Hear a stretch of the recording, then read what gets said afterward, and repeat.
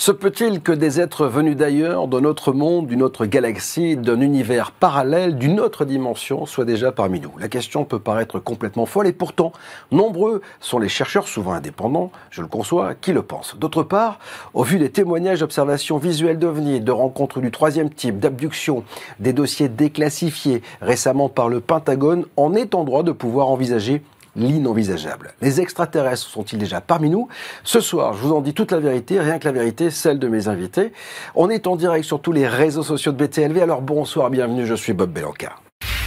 OVNI, phénomènes paranormaux, sociétés secrètes, Big Brother, mystère des pyramides. En exclusivité sur le web, Bob vous dit toute la vérité.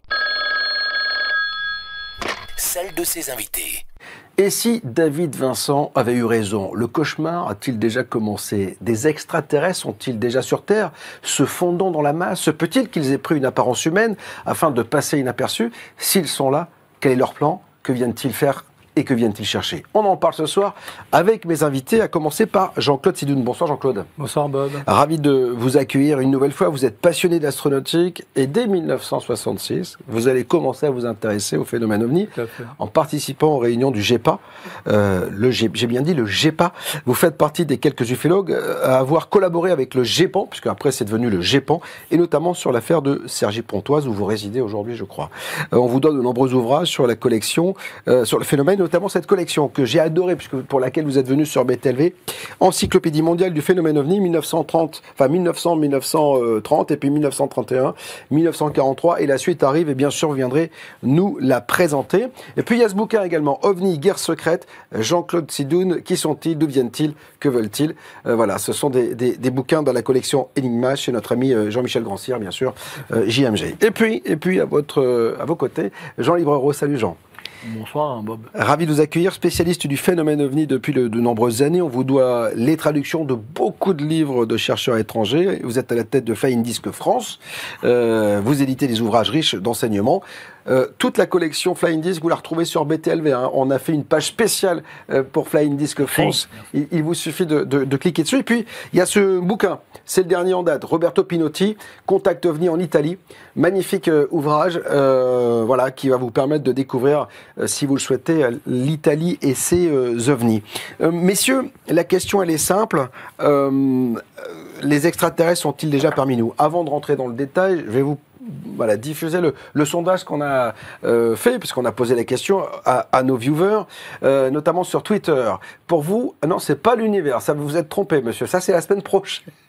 Alors, si vous le trouvez tout à l'heure, vous le ferez, mais c'est pas très grave. Donc, en fait, le sondage était simple. Les ITIL sont-ils déjà parmi nous? Il y avait oui, non et pourquoi, si vous avez la réponse, parce que vous êtes déjà passé à l'émission d'après, monsieur le réalisateur. Dans tous les cas, est-ce que je peux me poser cette question, Jean-Claude, aujourd'hui? Est-ce que je peux, sans paraître fou, me poser cette question et me dire, est-ce que les extraterrestres sont déjà parmi nous? On peut se poser la question, y répondre, c'est très difficile. Oui. Il y a quand même beaucoup de personnes qui pensent qu'il peut y avoir des extraterrestres qui sont déjà venus nous voir et qui continuent à observer la Terre. Maintenant, en ce qui concerne la communauté scientifique, elle a quelques doutes à ce sujet. Et ça, malheureusement, ils ont aussi des arguments qui sont très valables pour nous expliquer le pourquoi et le comment. Alors, on peut peut-être voir la chose par la suite, je ne vais pas débattre là-dessus, mais disons que ce n'est pas impossible, mais ce n'est pas non plus vraiment possible aussi, compte tenu des dimensions de l'univers, si on pense que ces extraterrestres viennent de quelque part de l'univers. Oui, alors, ça c'est une vraie question, savoir s'ils sont extraterrestres ou s'ils sont multidimensionnels, voilà. Ça c'est peut-être aussi à envisager. Malgré tout, pour aller, moi, contre le scientifique, bien sûr que j'en reçois plein ici, je leur dis toujours, mais en fait, le problème, c'est que vous regardez le problème par le prisme de nos technologies et de notre avancée. Je suis en train de lire la suite, enfin, j'ai lu, je suis en train de lire un bouquin de Dos Santos, Signe de vie. Et en fait, on prend la formule de Drake, Frank Drake, 10 000 possibles civilisations scientifiques, en tout cas, dans l'univers. Ne serait-ce que dans notre galaxie. Hein. Dans notre galaxie. Bon, faut savoir qu'il y en a 400 milliards, je crois, de la galaxie. C'est un truc de malade. Donc voilà. On peut imaginer que la vie soit développée. Après, on se dit, mais il suffit que nous regardez la vitesse à laquelle ça va depuis 100 ans sur ce pays, rien qu'en France, alors imaginez à l'échelle de la mondiale. Il suffit qu'une civilisation ait juste 100 000 ans de plus que nous. Mais elle peut aller partout, cette civilisation. Si elle est intelligente et technologiquement avancée, bien évidemment. Si on peut, je prends la parole, oui. Mais si on peut développer cette idée, il faut savoir que, par exemple, si on voyage à la vitesse de la lumière, ouais. Pour traverser notre galaxie, il faut 80 000 ans. Ouais. Si on veut atteindre la première étoile hors de notre système solaire, c'est, si ma mémoire est bonne, il faut compter 18 000 années-lumière. Ouais. Et si on veut aller à Centauri, c'est 23 000 millions d'années-lumière. Oui, mais à la vitesse de la lumière. À la vitesse de la lumière. Mais même Einstein avait des doutes sur le fait qu'elle soit la limite de la vitesse. Alors, quand il y a eu l'intrication des particules et le dédoublement des particules, ils se sont dit, il y a un problème, c'est comme ça, c'est instantané.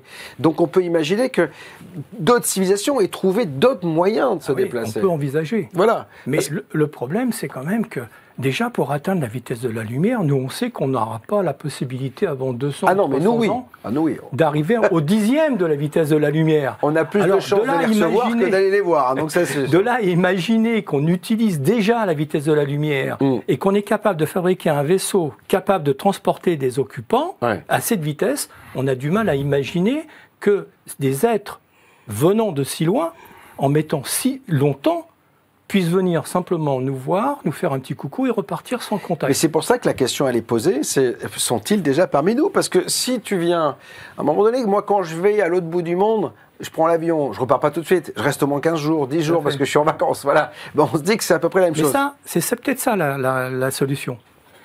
Il y a longtemps que je pense, personnellement, je vais encore prendre la parole, je suis désolé. Non mais on a 1h30, donc Jean va s'exprimer dans quelques instants. Moi je pense depuis un certain temps qu'ils sont déjà là.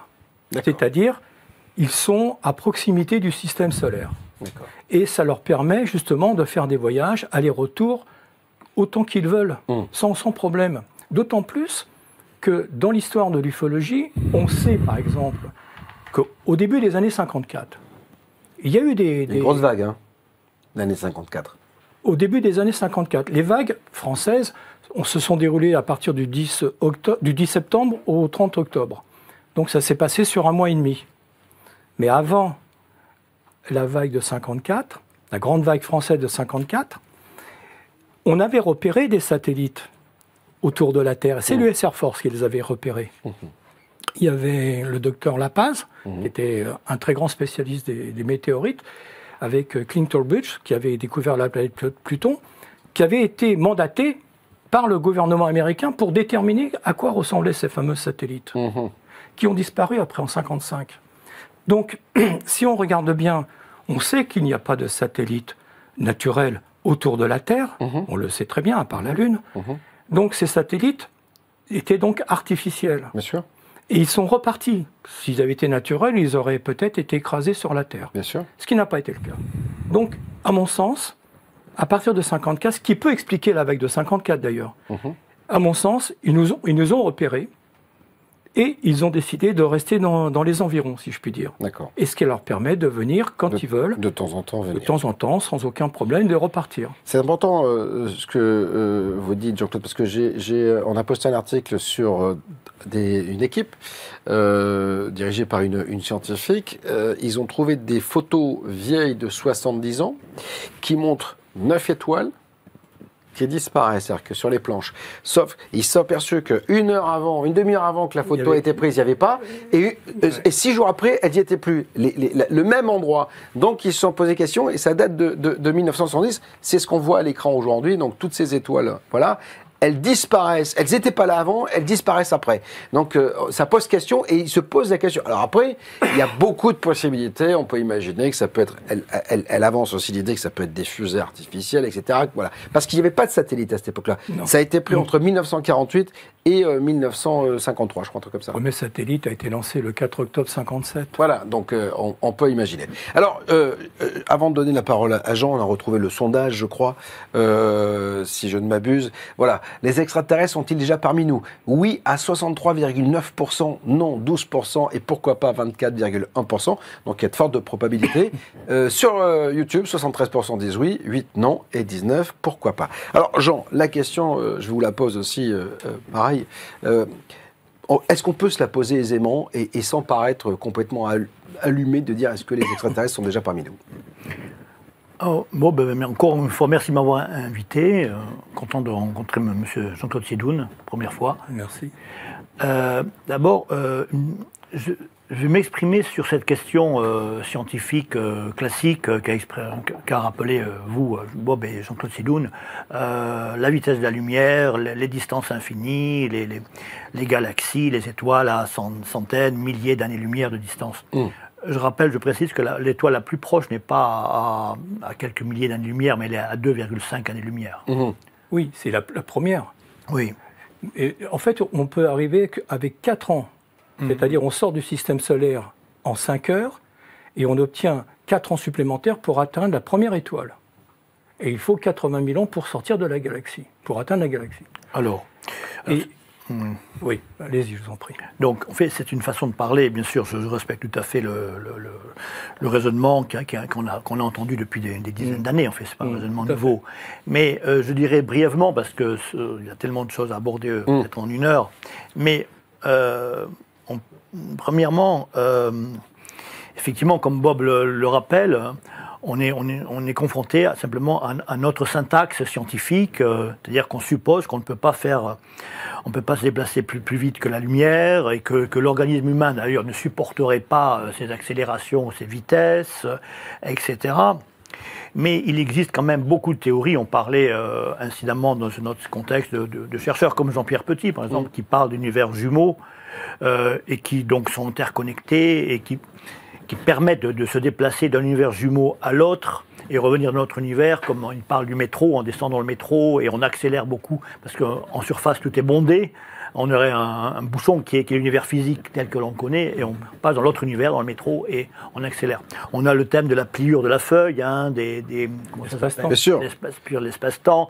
Alors ce qui n'est pas totalement dénué de non-sens. Hein. Voilà. Ils vont y arriver un jour peut-être à faire ça. Voilà, il y a quantité de concepts, de théories inventés par les scientifiques qui sont sans preuve. On sait par ailleurs que le schéma général de la science, qu'elle soit de théorie de la relativité, de la théorie quantique, ne sont pas unifiés. Il n'y a pas de pont commun, il n'y a pas d'unification de la cosmologie.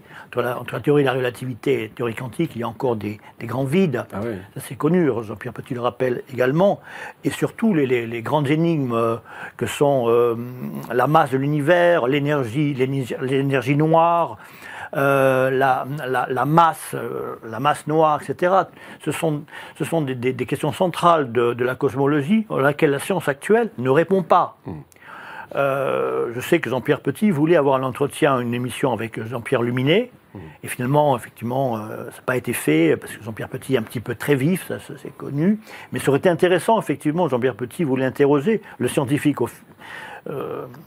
officiel, si on peut dire, sur ces aberrations de la science qui continuent à s'imposer comme une religion, finalement, comme une doctrine officielle. Ouais, tout en sachant que Jean-Pierre Luminet, que j'ai reçu plusieurs fois ici, dit « Attention, on ne sait pas grand-chose. Hein. » Voilà, il a l'humilité de dire « On ne sait pas grand-chose. » On a beaucoup de théories qui commencent à s'affiner, mais on ne sait pas grand-chose quand même. Donc, pour dire rapidement, pour clôturer rapidement sur ce point central, hein, mais effectivement, on peut très bien imaginer qu'il existe une structure de l'univers qui est inconnue. Ah oui, ça c'est sûr. Parce qu'il faudrait bien qu'on explique la masse de l'univers, l'énergie noire, etc.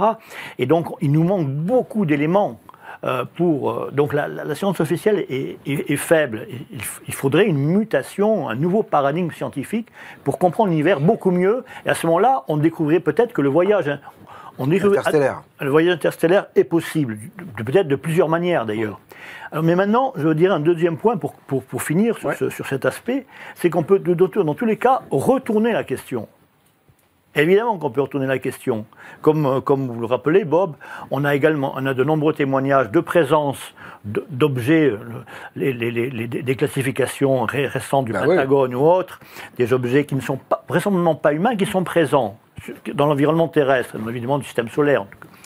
Eh bien, on peut très bien retourner la question en disant, si ces objets sont là, alors, comme vous l'avez suggéré, M. Sidoun, effectivement, j'avais jamais entendu, mais c'est un point intéressant, ils viennent peut-être d'un environnement très proche, qui ne demande pas, j'avais jamais entendu cette théorie, mais c'est une théorie qui m'est personnelle, mais disons que, comme j'ai commencé à travailler à partir de 1966 jusqu'à aujourd'hui, il m'est arrivé de consulter pas mal de dossiers, et je continue toujours à consulter. Et je suis arrivé à penser, comme j'ai été voir des scientifiques qui m'ont exposé la même chose que vous m'avez exposé.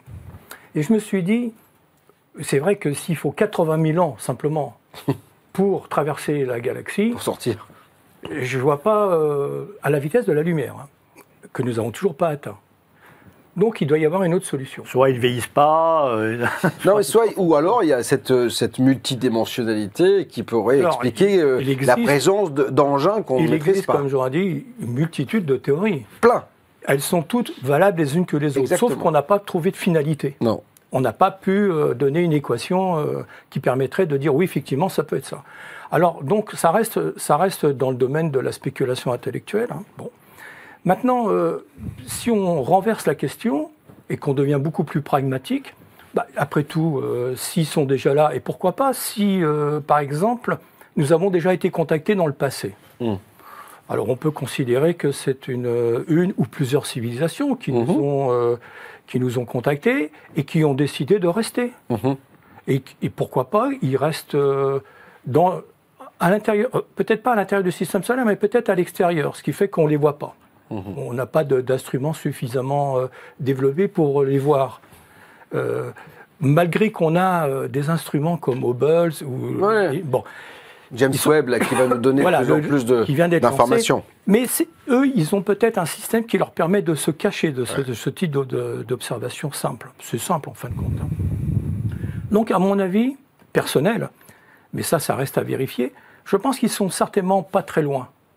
Peut-être à 2-3 jours de distance en vitesse constante, tout simplement, sans aller jusqu'à la vitesse de la lumière, ce qui leur permettrait de revenir à leur guise. Et on les voit assez fréquemment quand il y a des guerres sur la Terre, des problèmes nucléaires, des conflits nucléaires. Bon, en ce moment, avec ce qui se passe au nord de l'Europe, on voit que les Américains ont commencé à dire, mais depuis un certain temps, on voit pas mal d'ovnis, et comment on s'interroge. Et les Américains ont rouvert les dossiers qu'ils avaient fermés en 69, et ils ont il n'y a pas si longtemps, il y a une semaine, ce débat a été discuté au Congrès aux États-Unis. Pour la première fois depuis 50 ans, en séance ouverte. Hein. Donc, si les Américains se posent cette question, ça veut dire que quelque part, ils n'ont pas la réponse. Non. Donc, on peut éliminer les armes, soi-disant, expérimentales, qui pourraient être éventuellement testées en secret et autres. Bon. Et moi, je pense personnellement, et je reviens à ce que je disais tout à l'heure, je pense qu'ils ne sont pas loin, et c'est ça qui leur permet de venir. Ouais. Donc, on discute des théories de distance, ça n'existe plus. Elle n'existe plus. On détruit l'argument scientifique en disant... Malgré tout, il a fallu qu'ils viennent à 2-3 jours quand même. Oui. C'est-à-dire que s'ils viennent de très loin, il a fallu qu'ils viennent quand même. Alors, ils sont peut-être venus... Pour être dans cette périphérie, parce que 2-3 jours de la Terre, c'est la banlieue. Ce que j'ai dit, ils sont peut-être venus déjà depuis l'Antiquité. Alors, c'est ça.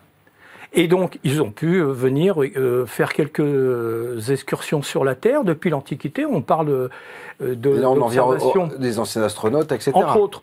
Alors, moi, je ne dis pas que c'est la vérité, mais pourquoi pas, après tout. Nous sommes dans le domaine de la réflexion. On ne peut pas éluder cette question comme ça, par un haussement d'épaule. Il n'est pas impossible qu'ils aient pu venir nous aider, peut-être, quelquefois.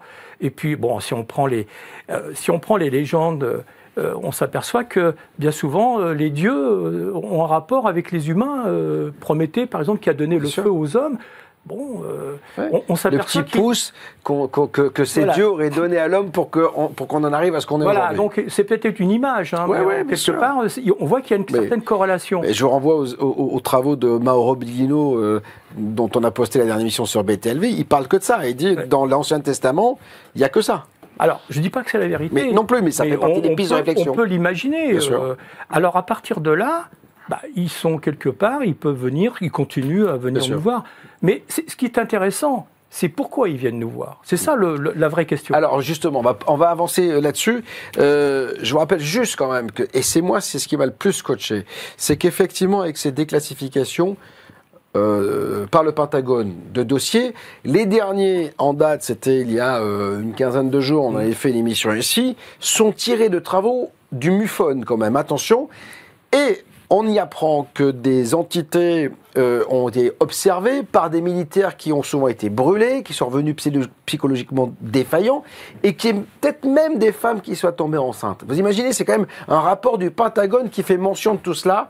Alors, ça paraît complètement fou, mais why not? Moi, en tout cas, je suis ouvert à tout. Je dis, comme toujours, je ne crois en rien, j'envisage tout. On va dans un instant écouter James Clarkson sur ce qui s'est passé sur la base de Wright-Patterson. Mais avant cela, on va faire un tour sur les réseaux parce qu'on accueille Thomas Nouvel qui va être le lien tout au long de cette soirée entre vous et nous. Thomas. Bonsoir Bob, bonsoir à tous. Alors, il se passe beaucoup de choses. Déjà, on va pas se mentir, vous êtes tous à dire qu'ils sont présents parmi nous. Certains même font des petites blagues dans le chat en disant « j'en suis ». Bon, écoutez, si jamais c'est le cas, n'hésitez pas à nous contacter. Et témoigner dans la libre antenne. Exactement, voilà, 01 86 22 21 20 ou rédaction@btlv.fr, jusqu'au bout. En tout cas, on a par exemple Monia qui lui dit « ils sont parmi nous, aujourd'hui et dans le futur, nous les verrons de plus en plus ». On a également... Ce qui n'est pas totalement faux quand on voit depuis 2004 ce qui se passe au large des côtes californiennes où tous ces navires de l'US Navy filment des choses qui sont absolument incroyables. On a aussi Monia qui nous dit les extraterrestres ne sont pas ceux que nous croyons. Un peu comme ce que nous avaient dit nos invités il y a 2 semaines. Oui, Nathalie Knepper, Anton Parks. Exactement. En fait, on n'a aucune idée de qui ils sont véritablement. Certains vont les appeler des dieux, d'autres des entités, des galactiques, de ce que... Voilà. De toute façon, comme on ne les a jamais rencontrés officiellement, peut-être que certains les ont rencontrés officieusement. C'est ça. On ne sait pas ce que c'est. Et puis un petit dernier message pour nous dire que les extraterrestres, a priori, ne sont pas dangereux, sinon ils nous auraient déjà fait du mal. Alors, il y a 2 choses. Oui, d'un côté, et je rappelle toujours la maxime en tout cas la réflexion de Stephen Hawking qui disait il vaut mieux pas trop aller chercher parce que s'ils viennent jusqu'à nous, c'est qu'ils ont peut-être des technologies qui pourraient nous qui leur permettraient de nous anéantir. Alors, on va revenir, Jean, sur James Clarkson. OVNI, les secrets de la base Wright-Patterson. James Clarkson, c'est un personnage que j'ai eu le plaisir de recevoir et qui, lui, revient avec un bouquin sur June Crane. June Crane était une personne qui était assez remontée avec une accréditation au secret défense à l'époque de Roswell. Regardez ce qu'il dit et on en parle après. She had a couple of direct experiences which we can certainly go through, but overall she was in the right place at the right time with the right security clearance to hear people talking about alien bodies. In one case, she knew a pilot. They were having coffee together. And this master sergeant is talking about how on the previous day he had flown in from the southwest with bodies and wreckage. And there was kind of a mistake was made in the conversation because everyone at the table thought that he was going to describe the crash of a military aircraft and that perhaps the bodies were that of people that maybe they knew, other personnel from Wright-Patterson. But about that time, this pilot says, no, you don't understand. They weren't human. And then he gave the classic description of a childlike form with an extra large head, strange hands, etc. Les secrets de la base Wright-Patterson avec James Clarkson, émission magnifique, tant elle est alimentée d'informations et de sources, c'est ça qui est très intéressant. Pour info, si vous n'avez pas vu l'émission de John Crane, on avait ras-le-bol de ce que l'armée officielle, les déclarations officielles disaient. Elle a dit, avant ma mort, il faut que je parle, et elle s'est confiée à James Clarkson. Quand on entend ça, Jean, quand même, là...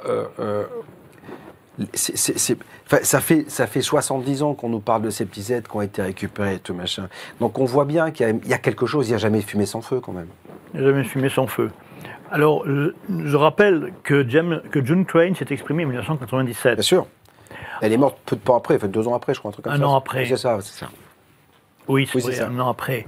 Mais en l'occurrence, elle signale, c'est très exprimé dans le témoignage de James Clarkson, dans le livre, comment il a connu June. Il l'a connu en 1993 à l'occasion d'une conférence dans une petite ville de l'État de Washington, parce qu'il était déjà directeur du MUFON pour l'État de Washington. C'est un policier de formation, sergent détective. Et elle lui a dit à la fille, elle travaillait pour cette bibliothèque municipale à Ocean Shores. Elle lui dit, j'ai des choses à vous révéler, mais elle ne s'est pas entièrement confiée à lui en 1993. Elle s'est confiée à lui 4 ans après. Oui, c'est ça. Et James Jackson explique qu'en tant qu'enquêteur, même policier, c'est quelquefois les témoins rechignent à confirmer qu'il faut être patient dans surtout une enquête sur de police et même une enquête d'ufologue. Quelquefois, une enquête dure des années, vous devez le savoir, c'est d'où. Et donc, 4 ans après, il n'était pas étonné qu'elle le rencontre 4 ans après. Il dit « Hi, it's you, June. OK, how are you? I'm glad to hear you. » Et c'est à ce moment-là qu'elle s'est confiée à lui. Elle a explosé. Elle lui a dit, elle a dit des gros mots. Elle a dit fucking liars, etc. Yeah. C'était le salopard de menteur, voilà, en gros. Voilà, je traduis. C'est une gentille traduction. Voilà, c'est ça. Oui. Ouais. C'était le rapport de l'Air Force sur le cas Roswell. Alors, c'était Roswell, case closed, affaire classée. Bien sûr. C'était le rapport de mars 1997. Et donc, June Crane, on a tous ces accréditations sécuritaires, toutes ces affectations sur la base de Wright-Patterson entre 1942 et 1952. La base faisait quelques centaines d'employés militaires et civils en 1942, 1941. Et à partir de 1942, justement, au moment où elle était recrutée elle-même, eh bien, ça a explosé. C'est une ville, après, ça a été une ville. Jusqu'à 35 000 employés en 1945, oui. Mais 35 000 en 1945 à l'époque. Et pourquoi ? Pourquoi ? Eh bien, déjà, c'était déjà l'effort de guerre, hein, les Américains préparaient.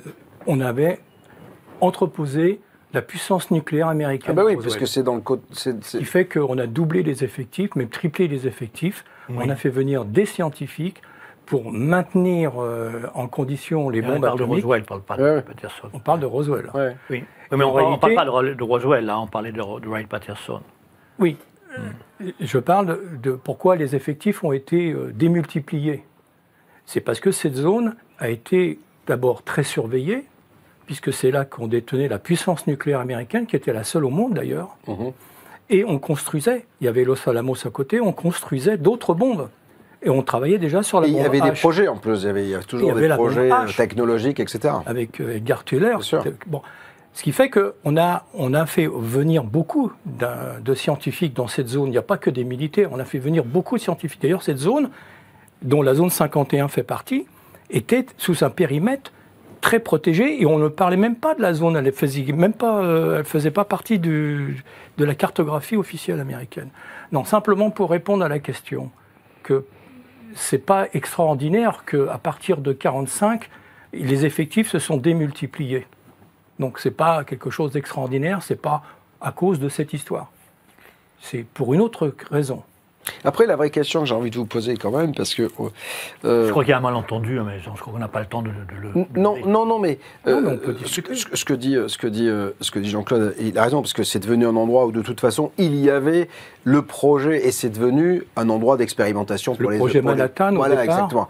Mais le départ quand même de cette histoire, moi c'est marrant parce que quand j'ai eu, je crois, on aura un extrait tout à l'heure de Peter Robbins, je lui disais mais est-ce que c'est pas là que, en fait on a la sensation que c'est à partir de cet événement que même la CIA s'est mis en place, que le cover-up, qu'on a commencé à avoir des agences gouvernementales qui disaient tais-toi, les premiers en mon noir qui disaient ça monsieur, a commencé avant. Voilà, c'est quand même 47 où on a commencé à dire calmez-vous. Quand on voit ce qui se passe quand même à l'annonce du crash de Roswell, où l'armée dit on a récupéré une soucoupe volante et que juste après on dit non finalement c'est pas ça. C'est pas l'armée.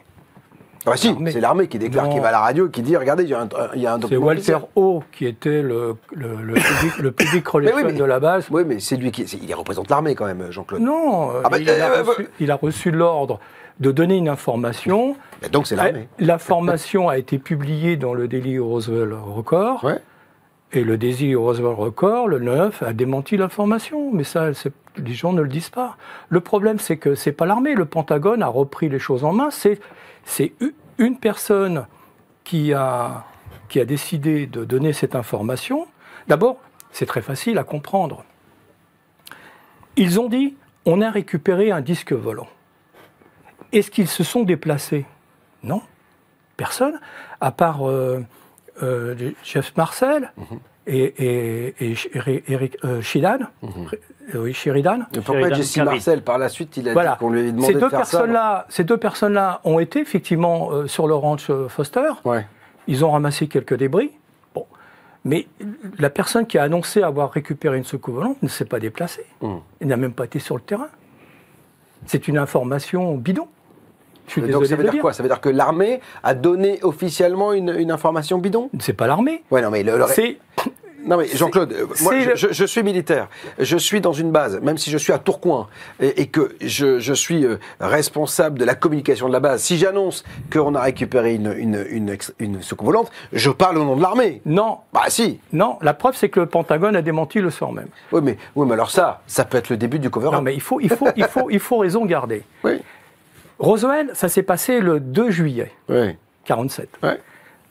Officiellement, le 24 juin 1947, Kenneth Arnold fait la déclaration. Il se passe 15 jours. 15 jours où tout le monde se pose des questions. L'armée a voulu rassurer la population en disant « Oh, ne vous inquiétez pas, on a récupéré, on va vous dire ce que c'est. » Sauf qu'ils n'ont rien récupéré du tout. Ils se sont même pas déplacés. Et dans cette affaire, il y a beaucoup de choses à dire. Mais le Roswell, le Daily Roswell Record, qui a ramené l'information, qui a donné l'information, il l'a fait comme les autres journaux.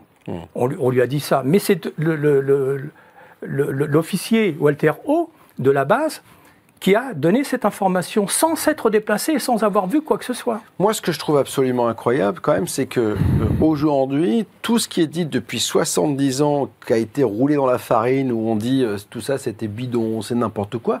Moi, je vais quand même une nana qui s'appelle Avril Haines, je ne sais pas si vous connaissez, responsable de 16 agences gouvernementales de renseignement aux États-Unis, qui va à la tribune et qui dit: on est face à quelque chose qu'on ne maîtrise pas et il ne faut pas inenvisager la piste extraterrestre. Oui, tout à fait. Bah, c'est juste énorme, vous voyez ce que je veux dire. Oui, donc on a la sensation que tout ce qui était un peu caché aujourd'hui, ou qu'on montrait du doigt, commence, parce qu'en fait ils sont débordés, parce qu'il y en a partout là, en ce moment. Donc, tout à fait. C'est ça. C'est difficile de garder le secret. Voilà. Donc, vous pensez, Jean, qu'on a caché quelque chose Écoutez, dans ce cas-là, je ne comprends pas comment on conduit le débat, là, parce qu'on est parti sur John Crane, et là, je crois qu'on l'a oublié. On était sur la base Wright-Patterson, on l'a oublié en 10 secondes, on est parti sur Roswell. Là, moi, je me repère plus, là. Non, mais pourquoi? Alors, je vais vous aider à vous repérer. Non, mais je comprends les erreurs. Hein. Non, mais c'est pas une erreur. Déjà parce que j'en fais pas, parce que je mène le débat, voilà, et je sais où je veux aller. On part quand même. John Crane dit on a récupéré des êtres. Donc voilà, elle dit, et elle parle de Roswell quand elle parle de ces êtres-là. Donc c'est pour ça qu'on va automatiquement sur la base. J'ai bien perçu. Est-ce que vous avez la sensation, Jean, qu'on a, de toute façon, à un moment donné, soit caché quelque chose, et qu'aujourd'hui, tout ce qu'on disait, qui était un peu caché à l'époque, ressort par la force des choses, finalement est presque validé? Alors, valider les divulgations du Pentagone, une fois, là je suis personnellement, même si vous signalez quand même que c'est des éléments importants, comme des militaires signalent j'ai écouté très très brièvement, enfin j'ai pas vraiment eu le temps d'écouter toutes les retransmissions des auditions au Pentagone, mais vous signalez quand même des points. Je suis quand même très sceptique sur la volonté, la sincérité des militaires de vouloir divulguer véritablement. Je pense qu'on révèle certains points, mais beaucoup de points centraux ne sont pas abordés.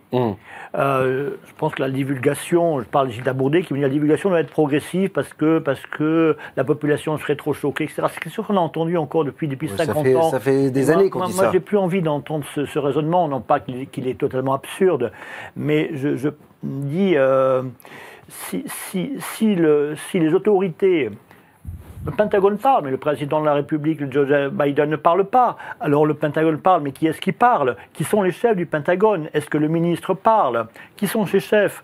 Quand on parle de Luis Elizondo, c'est l'ex-patron de la ATP, mais qui est le nouveau patron? Il est plus, mais il parle au nom de qui? Et qui est le... etc. Tout ça, il y a une confusion, une mise en scène terrible autour. Et la confusion, finalement, même pas inaperçue dans la gestion médiatique. Donc il y a toujours une grosse influence de l'opération, de la mise en scène médiatique, et les gens réagissent de manière émotionnelle, de manière impulsive face à toute relation. Mais je dirais qu'un point important, si l'on considère un point de la divulgation extraterrestre, effectivement, alors ce Sidoun nous suggère que peut-être qu'il n'y a pas eu de crash à Roswell. C'est un point de vue qu'il faut respecter. Donnez, laisse-moi... permettez, M. Sidoun. J'ai peut-être mal interprété votre point de vue, mais de toute façon, c'est un point de vue qui se respecte dans tous les cas.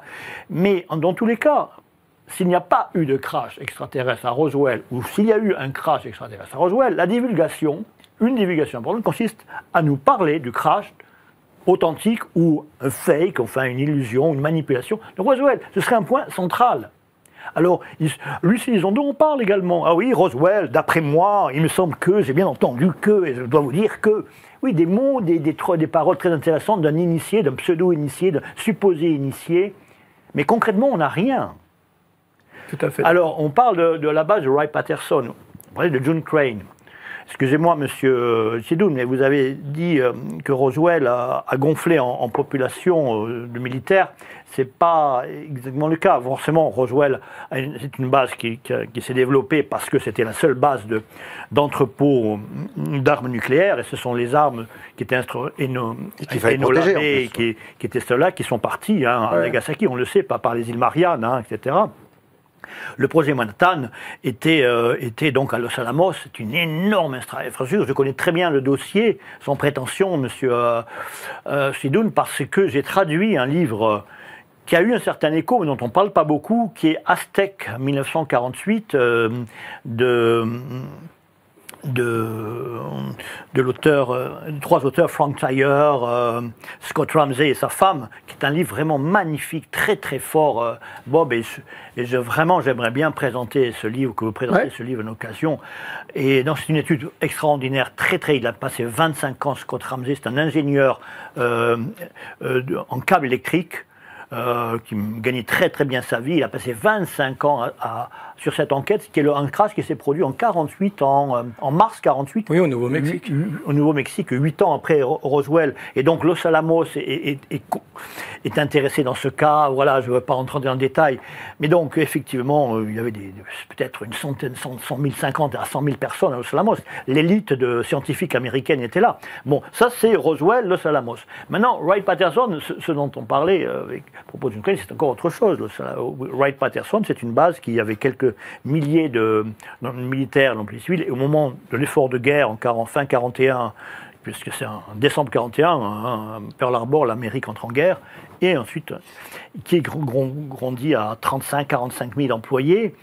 Et donc, Wright-Patterson est associé à nos questions de l'ufologie, est toujours mentionné dans le cas Aztec, dans le cas Roswell, dans tout, parce que selon tous les bruits qui courent, tous les indices, enfin, tous les objets qui auraient été récupérés sont passés à Wright-Patterson. Et d'ailleurs, elle dit d'une Crane dans le bouquin que Von Braun est venu, que Einstein a fait un tour sur la base. Donc, il y avait White Sand à côté. Oui, donc voilà, donc fatalement... C'est tout à fait normal, White Sand...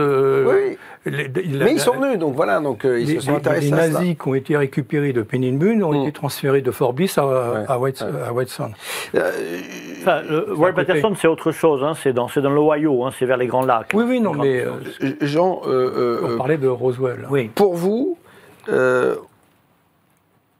on est déjà beaucoup plus loin que ce qu'on veut nous dire. Dans l'ufologie, j'ai la sensation qu'en tout cas, intrinsèquement, vous pensez qu'on ne dit pas tout. Alors, vous allez inviter Preston Dennett. La semaine prochaine, je crois que je le reçois, c'est ça? Oui, le début juin, le 2 juin, d'après ce que m'a dit Noémie. Donc c'est un livre que j'ai traduit avec mon associé Jean-Jacques Roux, et qu'on a publié il y a quelques mois déjà. Preston Dennett est un auteur qui a écrit plus d'une dizaine de livres aux États-Unis, c'est différent. Oui, puis qui s'intéresse au sujet depuis la fin 80, je crois. Oui, c'est un enquêteur certifié du MUFON, Los Angeles, enfin, ou San Francisco, je ne sais plus, mais Californie en tout cas. Mais alors, je parle avec lui, je lui dis, mais alors Preston, la Navy déclassifie, et le Pentagone. On a des photos, de 2017, de 2004, c'est spectaculaire. Et bien, il me répond comme Jim Clarkson, comme Tom Carey, qui est le spécialiste mondial du cas Roswell. Tom Carey, moi je dois le dire, il a dit, qu'est-ce qu'il m'a dit au propos de l'audition, il a dit un gros mot. Oui, d'accord. Il n'y croit pas du tout. Mais il me dit, Preston Dennett, mais les objets sous-marins qui sont signalés en 2004 ou 2017-2019, récemment, au large de la Californie, qui est une zone militaire, c'est sur ce sujet qu'on fera l'émission avec Preston Dennett. Des centaines de bases, j'en ai parlé avec Patrice Galacteros récemment, parce que je vais présenter le livre OVNI Paris, bientôt, des centaines de bases militaires en Californie, le long de la côte. Mais il me dit, mais ces phénomènes marins, même beaucoup plus spectaculaires que ceux qui ont été photographiés ou qui sont signalés, mais nous les connaissons depuis les années 50 et 40, et les années 60 et 70. Et nous avons des témoins militaires, des témoins civils, des simples baigneurs, des gens qui sont sur la plage à Malibu, qui en 1962 voient d'énormes objets qui plongent à l'horizon, c'est-à-dire à 10 km de profondeur. Et il n'y a aucun militaire qui vient de dire, bon, ben écoutez, on va faire décoller les Mirages, ou les F-17. Les Mirages, ça pourrait... Non, pas les Mirages. C'est français, les Mirages, monsieur. Français. Mais non, ça veut dire que donc... les hélicoptères, alors qu'ils sont... Jean, alors là, ça revient à la question initiale de l'émission. Ils sont parmi nous. Alors, oui. moi, ils sont là. Moi, si je peux me permettre... Vous vous permettez tout ce que vous voulez, mon cher Jean-Claude. C'est gentil. Si je peux me permettre, je redis ça. Il faudrait considérer, est-ce que c'est vrai ce que nous voyons ? Parce qu'en réalité, si on considère qu'ils sont extraterrestres, mais ça reste une hypothèse, admettons. C'est une des possibilités. Une des possibilités, d'ailleurs, certainement la meilleure possibilité qui soit à l'heure actuelle, d'après nos connaissances scientifiques. Maintenant, si je fais une petite parenthèse, si on admet qu'il y a d'autres univers et d'autres dimensions, on peut arriver à d'autres théories voilà, spéculatives, encore imaginaires. Bon, mais admettons que cette théorie soit la bonne. Elle a été développée à partir de 1948. Suite justement aux interrogations qu'avait le livre qu'avait lancé Scully. Les soucoupes volantes sont parmi nous, en fin de compte. C'était en 1950. Scully qui a donné d'ailleurs le nom dans X-Files, à Scully. Voilà. Parce que c'est en hommage à Scully. C'est Frank Scully, je crois. Frank Scully. Oui. Traduit en 1951. Voilà, c'est ça. En 1951, aux éditions françaises qui s'appelaient à l'époque Coréa. Coréa. Bon, alors... On a l'image de l'extraterrestre type déjà dès 1948, si on regarde ce qu'avait rapporté Scully. Bon, il a été mis en ballottage, on a vu que son histoire ne tenait pas la route avec le Dr J. Bon. Mais on a dans l'esprit du public l'image type de l'extraterrestre, c'est-à-dire petit, chauve, des grands yeux, des bras assez longs. Le petit gris, quoi. Voilà. Pour faire court. Donc on a dès le départ, on a le type même de l'extraterrestre qui aujourd'hui n'est pas tellement différent, sauf qu'il est un petit peu plus grand et un peu plus fémélique. Voilà. Mais donc on a l'idée qui nous ressemble, qui sont donc humanoïdes comme nous. Bon, alors ça, évidemment, les exobiologistes vous diront, bah écoutez, pour qu'ils aient une forme humanoïde, il faut quand même certaines conditions très particulières. Il faut qu'ils aient les conditions similaires à ce qui s'est passé sur la Terre. Et ça, on peut concevoir que ça ne peut pas se faire dans toutes les planètes soi-disant habitables. En fonction du milieu, la forme et même l'intelligence sera développée d'une manière différente. On voit bien que les animaux qui vivent les poissons ou les dauphins qui vivent dans la mer n'agissent pas de la même façon que ceux qui sont sur la Terre. Bien sûr. Ils n'ont pas les mêmes Caractéristiques. les mêmes instincts les mêmes et même les mêmes particularités. Les dauphins n'ont pas besoin de radar. Donc voilà, et donc il faut, pour qu'il y ait des extraterrestres qui soient humanoïdes et qui puissent nous ressembler et qui puissent avoir également une science relativement identique à la nôtre, c'est-à-dire avoir des véhicules qui peuvent manœuvrer, se poser, repartir. Certains, on prétend qu'ils ont des scaphandres ou autres, mais bien souvent on nous dit qu'ils peuvent respirer notre atmosphère, ce qui est quand même assez rare, parce que nous, si on va sur Mars ou sur une autre planète, on se protège avec un scaphandre. On fait attention à stériliser les scaphandres et autres. Bon. Après, on a des témoignages de gens qui ont vu des gens casqués en combinaison. Moi, aujourd'hui, le petit gris a pris la place. Mais le petit gris, il est rentré dans l'inconscient collectif, dans la culture populaire. Voilà, mais il continue à être véhiculé. Quand on parle d'extraterrestres, la première des choses que les gens vous diront, c'est le petit gris. Alors que si on reprend les années 1970, par exemple, 60-70, on s'aperçoit que les humanoïdes étaient plutôt des gens qui nous ressemblaient. Jader et Pereira, qui avaient fait en 67 une étude au Brésil, parlaient du type 1, qui est une personne qui nous ressemble. Après, le type 2, le type 3 et le type 5 sont des gens différents. On va même jusqu'au cyclope. Mais ça veut dire qu'ils ont quand même une morphologie humanoïde. Et ça, c'est quand même assez difficile à concevoir pour les exobiologistes, qui imaginent que, en fonction du milieu, la forme peut être tout à fait différente. Certains exobiologistes. Et d'autres pensent tout à fait le contraire. Lesquels ?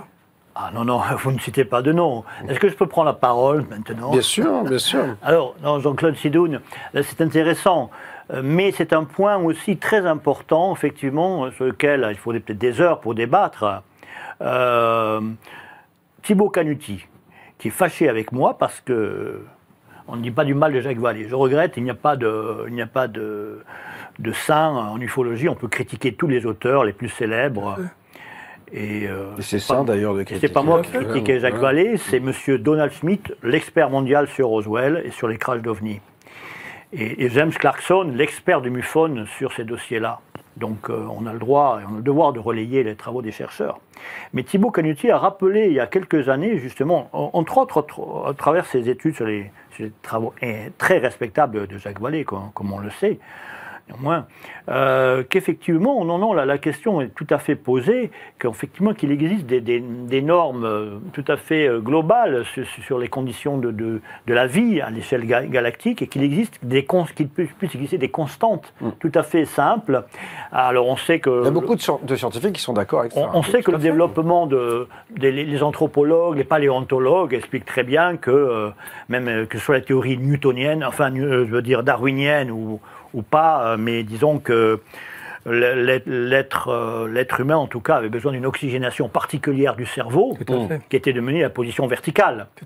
Donc la constitution humanoïde, que ce soit une tête de serpent, de reptile ou d'autres, comme on apparaît dans certaines espèces extraterrestres, est une condition, une certaine oxygénation du cerveau qui suppose la position verticale humanoïde.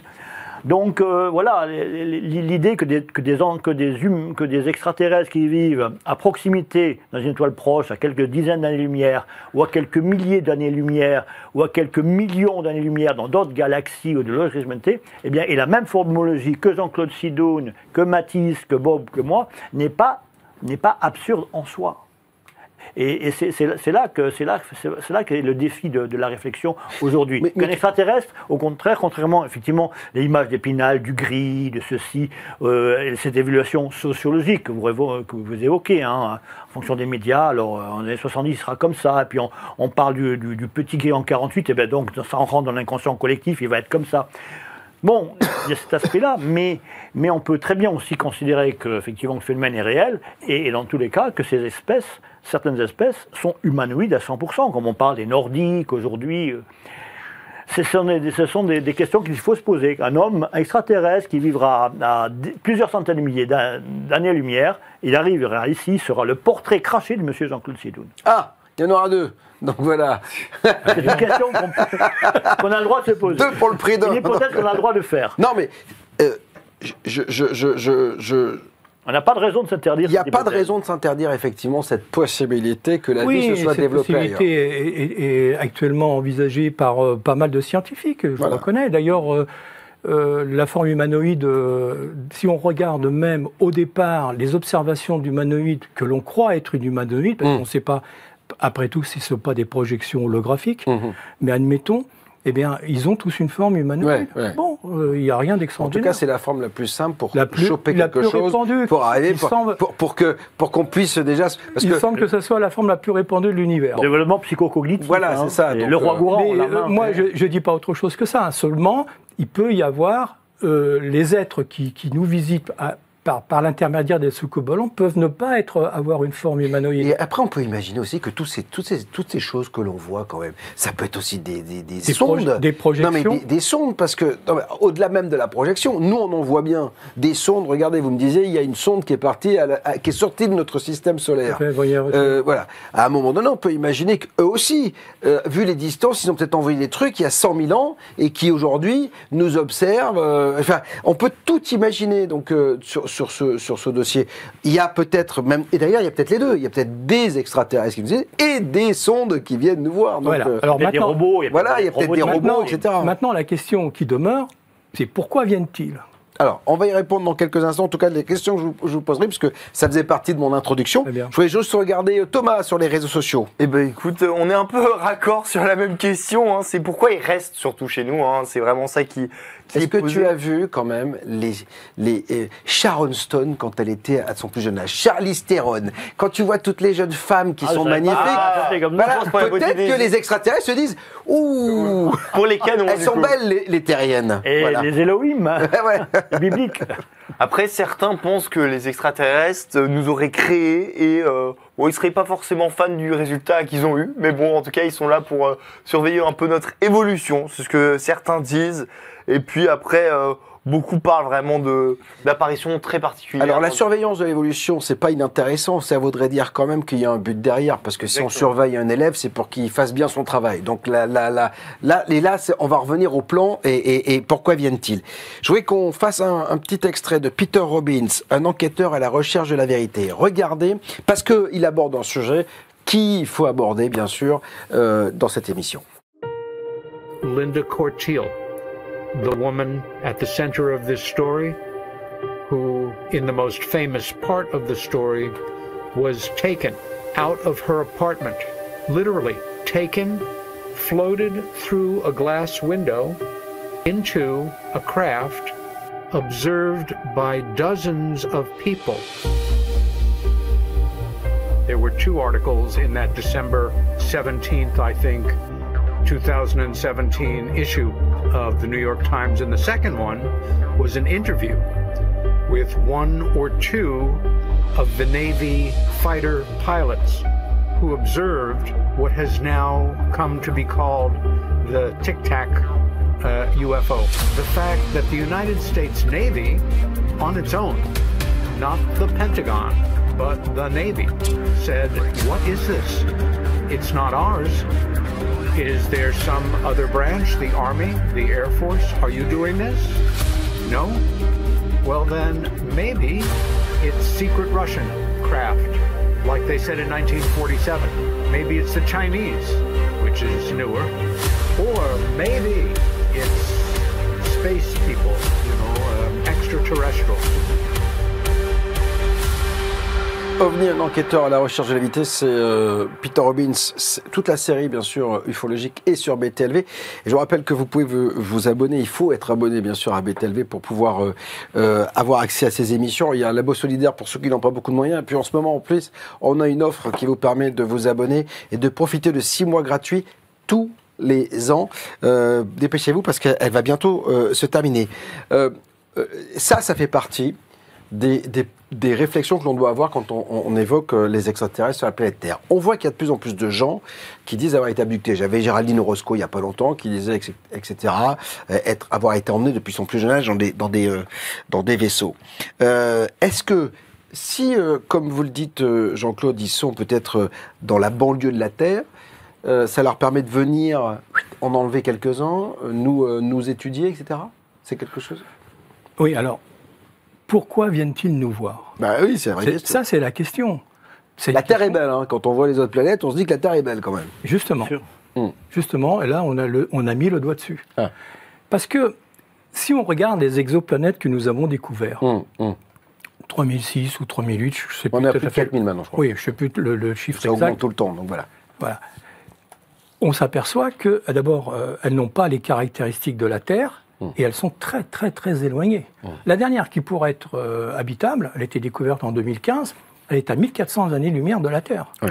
Donc, c'est très difficile de dire on va y aller et on va revenir. C'est très difficile. Et en plus, même à la vitesse de la lumière. Et en plus, la zone, ce qu'ils appellent d'habitabilité, ne garantit pas la possibilité, pour nous, par exemple, de vivre sur cette planète. Parce que la chaleur, etc. Tout à fait. Il faut certaines conditions. C'est ça. Donc, pourquoi ils viennent nous voir? Et pourquoi y a-t-il des abductions? C'est ça le problème. Parce que si on donne crédit à ce qu'on vient de voir, à savoir qu'il y a des personnes qui sont abductées... Et il y en a beaucoup qui témoignent quand même, de plus en plus. Hein. Oui, qui témoignent. Pour quelle raison? Pour quelle raison nous faisons des expériences en laboratoire? On a bien une idée. Quand on prend un animal et qu'on fait des expériences sur cet animal, c'est bien parce qu'on cherche des résultats. Et quel est le but de ce résultat? C'est de pouvoir utiliser le génome humain, c'est-à-dire l'ADN, de façon à ce que, quand la Terre ne sera plus occupée par les occupants actuels, on pourra l'occuper. Comme elle est rare et qu'elle est florissante, elle donne beaucoup de choses. Il y a beaucoup d'éléments qui permettent de il y a une variété de vie incroyable. Incroyable. On ne va pas la laisser tomber, cette fameuse planète qu'on a découverte et qu'on a cherchée pendant des siècles ou des millénaires dans le cosmos. Elle est là. On attend que l'espèce humaine disparaisse. C'est comme un locataire. Alors, c'est pas pour l'instant, quand même. Hein. À part si on se détruit. Voilà. Ah, mais attendez. Ça peut arriver. Mais malheureusement, ça peut arriver. Monsieur, quand on regarde l'actualité. Oui, on peut se dire que. Le climat, quand on regarde les problèmes climatiques, entre autres, tout ce qui se passe, et les guerres potentielles nucléaires qui peuvent éventuellement nous tomber sur le nez. Moi, je me dis, si on continue comme ça... On n'est pas loin de l'extermination. On n'est pas loin de l'extermination. Alors, s'ils le savent, et qu'ils attendent purement et simplement qu'on se débarrasse... finalement. Peut-être qu'ils viendront, ils viendront sur Terre, et ils auront utilisé l'ADN humain qu'ils auront prélevé pour pouvoir, justement, s'acclimater. C'est ça. Bon, par contre, moi, j'ai regardé ce qui s'était passé en 62. Quand il y a eu la crise des Cuba, on s'est aperçu qu'il y a eu des ovnis qui auraient été aperçus, que certains ordres avaient été donnés, qui n'auraient pas été reçus, à temps, machin. Bon.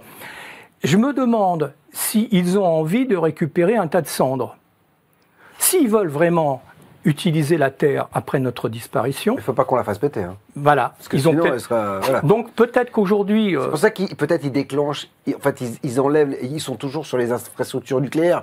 Peut-être pour éviter qu'on fasse l'inévitable. Exactement. D'accord. Okay. C'est exactement ça. Parce que, comme je dis, je me répète, ils ne veulent pas récupérer un tas de cendres. Ils vont attendre longtemps. S'ils ne laissent pas faire une explosion nucléaire, ils vont devoir attendre. Non, ils vont peut-être attendre que le climat, toutes ces choses-là. Donc, voilà, ou la pandémie... Non, ils éviteront que nous se servent des armes nucléaires, et tu le sais bien, parce que il y a eu des... Salas l'avait dit, rappelle-toi, à chaque fois qu'on a voulu utiliser l'arme nucléaire, comme par hasard, il y a toujours eu quelque chose qui a empêché. Là, on voit qu'il y a des observations d'OVNI, mais elles ne sont pas là par hasard. Par hasard, oui. Elles sont toujours au-dessus de navires nucléaires, de bateaux nucléaires. Ce qu'ils veulent, en réalité, c'est récupérer la Terre une fois que nous aurons disparu. Mais ils ne vont pas intervenir militairement. Ils vont laisser faire les choses. Jean, l'abduction, est-ce que pour vous, c'est finalement un programme qui prouve que peut-être... Je vous rappelle qu'il y a juste 30 000 personnes qui disparaissent par an en France. Il y en a 20 000 qu'on retrouve, Dieu merci. Il y en a 10 000 qu'on n'a jamais retrouvées. Alors, bien sûr, on a le droit à la disparition en France. C'est-à-dire que si je veux disparaître, j'ai le droit... La police n'a pas le droit de révéler l'endroit où je suis, si je le décide, en tant que majeur et vacciné. En revanche, il y a quand même dans ces 10 000 personnes peut-être des gens qui ont disparu réellement. Alors, il y a des gens qui ont été tués, etc. Mais on peut imaginer... Le MH370, oui, on n'a toujours pas trouvé de réponse. Je fais une très belle émission d'ailleurs avec 2 pilotes dans pas longtemps là-dessus. Donc, les abductions, c'est un programme effrayant quand même, si jamais il est enclenché, ce programme, de la part des entités venues d'ailleurs. Alors là, j'ai entendu Jean-Claude Sédoun, et vraiment, c'est quand même rare qu'on entende des hypothèses ambitieuses, enfin peut-être anxiogènes, mais radicales sur ces questions dans le milieu ufologique. Dans le milieu ufologique, on a plus de tendance à mettre les abductions de côté et dans tous les cas à, je dirais, angéliser le phénomène. Ouais. C'est plutôt une tendance dominante, je dirais. Alors... là, c'est à contre-courant. Oui, dans une certaine mesure, je dirais. Alors, moi, j'exprime effectivement je vais exprimer mon opinion comme invité, évidemment. Je pense qu'on peut difficilement se dire un spécialiste d'une telle question qui est tellement grave, qui a tellement d'enjeux. Mais merci d'avoir présenté Peter Robbins, cet extrait de son émission. Peter Robbins était un ami intime de Bud Hopkins. Mm-hmm. Peter Robbins a vécu toujours à New York, il travaille dans le milieu des galeries d'art, et Bud Hopkins, qui est l'un des fondateurs, c'est pas vraiment le premier pionnier, parce qu'il y avait Leo Sprinkle avant lui et quelques autres qui ont travaillé dans les années 60, mais disons qu'à partir des années 70, c'est lui qui a vraiment travaillé... popularisé, mais qui a fait un énorme travail d'enquête dans les années 70 jusqu'en 2011. Il est mort en 2011. Et quand j'entends souvent les débats autour des abductions, c'est un problème très particulier, c'est un sujet très particulier. Mais on a tendance maintenant, quand on parle du livre de Barbara Lamb, qui nous dit que son livre de Barbara Lamb s'appelle « Meet the Hybrids ». Allez à la rencontre des hybrides. Mais approchez-vous, ils sont gentils comme tout. Buvez un verre avec eux. Et quand vous les connaîtrez, vous verrez que c'est des bonnes personnes, vraiment. Vous serez content de les avoir connus. C'est bien possible, moi je ne les connais pas, on se demande comment sont les extraterrestres, est-ce qu'ils sont humanoïdes, est-ce qu'ils ont une tête de reptile, est-ce que c'est des petits gris. Donc les hybrides c'est encore plus complexe, personnellement, je ne peux que faire des hypothèses, donc certainement pas une preuve. Mais Bud Hopkins a travaillé depuis ces années, il a écrit Missing Time en 1982, ou 81, il a écrit Intruders en 1987 et Witnessed en 1996. Donc, entre 1987 et 1996, il y a quand même 9 ans. Donc, ce n'est pas un auteur de science-fiction qui écrit un livre tous les ans avec son imagination. Les archives de Bud Hopkins constituaient, entre autres, des milliers de lettres de témoins, de personnes qui pensaient avoir vécu quelque chose d'étrange ou qui pensaient avoir été enlevés pendant le cours des enquêtes menées entre autres avec Bud Hopkins, des lettres de documents, mais entre autres 700 transcriptions de séances d'hypnose. 700. C'est quand même pas rien, en sachant qu'une transcription peut être sur 2 cassettes, et une cassette fait 2h30 sur une vingtaine d'années ou 25 ans. Il est considéré quand même comme le précurseur, le pionnier, le premier expert sur ces questions-là. Il n'est plus là pour parler, malheureusement, il est mort en 2011. Et c'est lui qui a écrit ce livre Witness consacré au cas Linda Cortil. Le cas Linda Cortil est un cas extraordinaire parce qu'il se passe où ? À New York. Et il se passe où à New York ? À Manhattan. Son histoire est assez étonnante. Il se passe sur le pont de Brooklyn, c'est-à-dire qui joint Manhattan et Brooklyn, au sud de Manhattan. Vous vous rendez compte ? Et ça se passe entre 3h et 5h du matin. Mais à New York, vous savez, il n'y a pas de nuit. Ça vit 24 heures sur 24. À Paris, c'est 24 heures sur 24. Aujourd'hui, à Paris, avec les touristes l'été. Mais à New York, on n'est jamais seul à New York. Et surtout à Manhattan. Eh bien, il se trouve que, là encore, c'est extraordinaire, c'est le fameux secrétaire général Pérez de Cuellar qui rentrait du siège des Nations Unies avec sa voiture, avec ses escortes, et qui ont été eux-mêmes impliqués dans cet événement. Le secrétaire général des Nations Unies, Pérez de Cuellar. Alors, je ne vais pas raconter l'histoire, elle est incroyable, entre guillemets.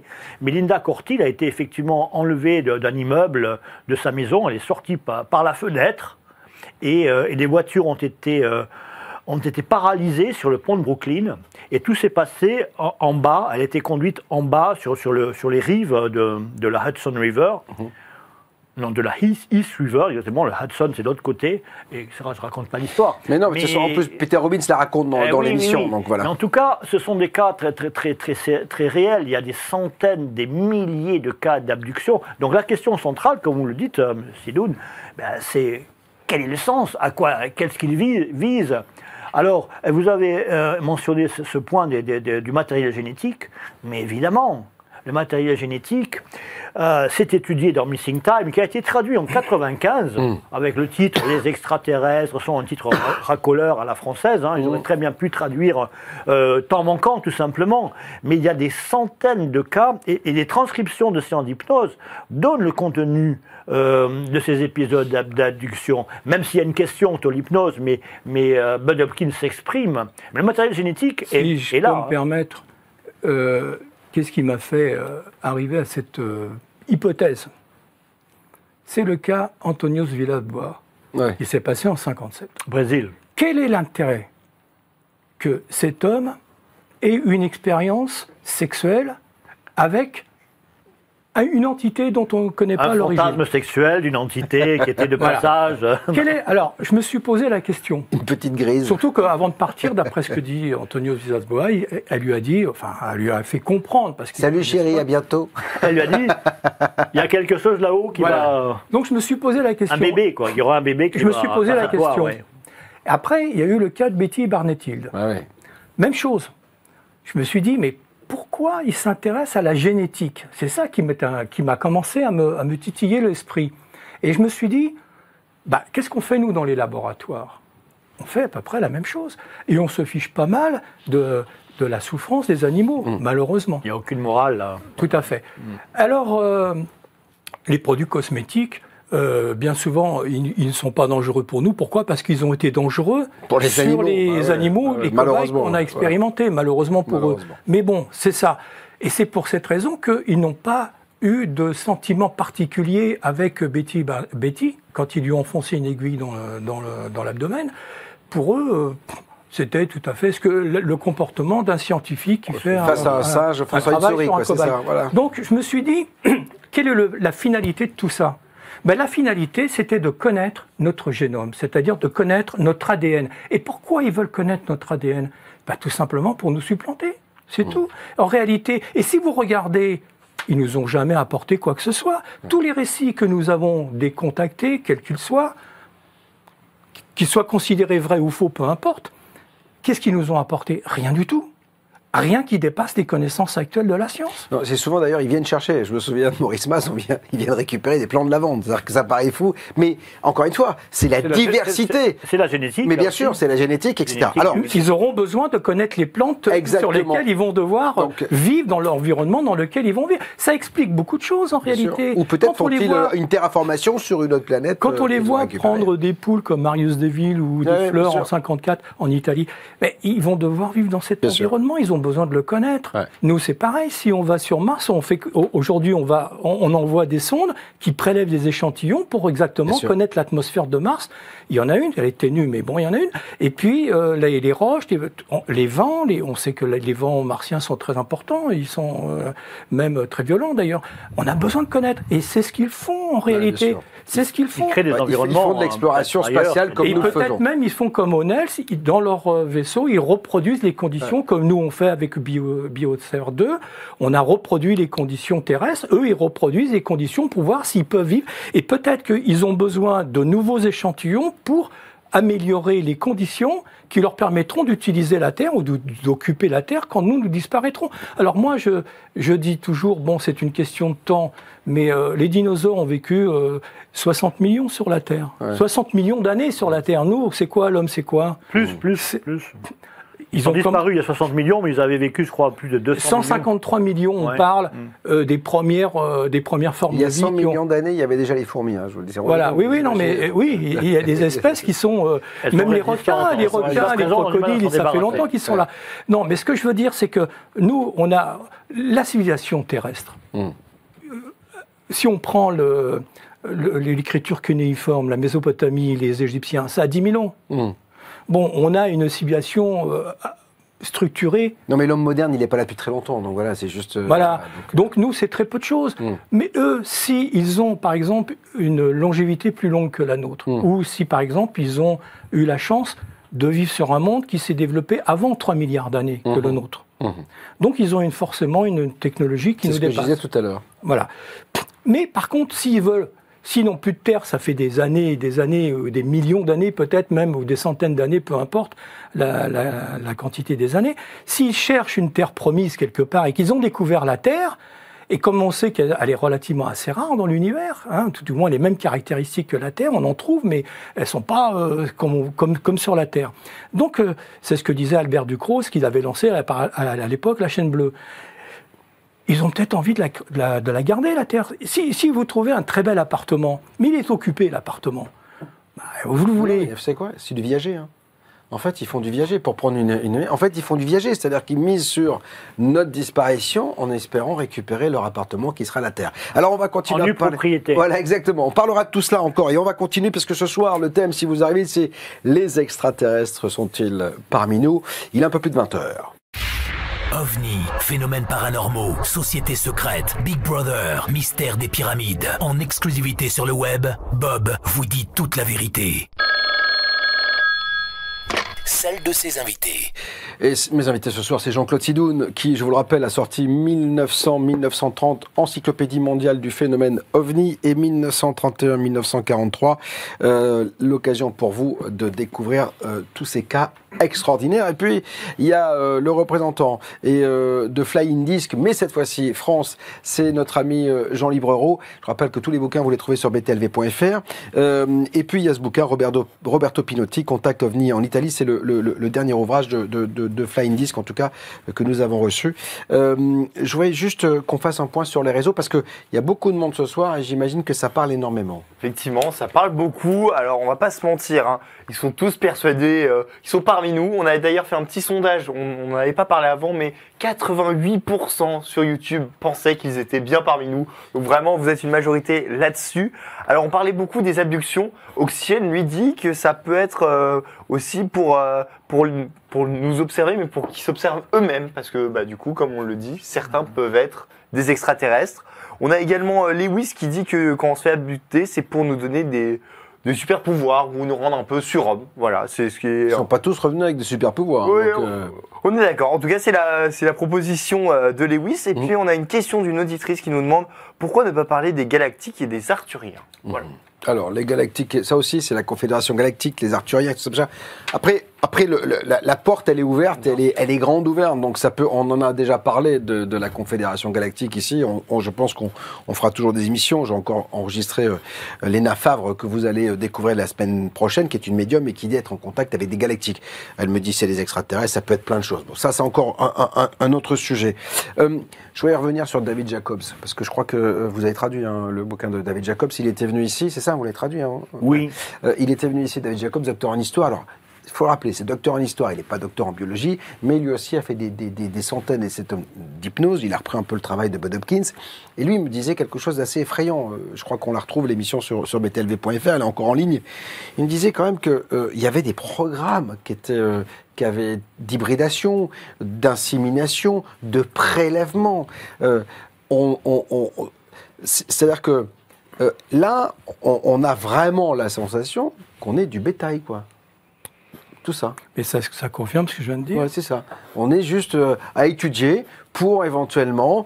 Parce que... Charles Fort le disait déjà. Oui, alors, le truc, c'est qu'on a la sensation que finalement, ils sont pas pressés, eux. On a la sensation qu'ils sont mais non, pas pressés. Ils ont tout leur temps.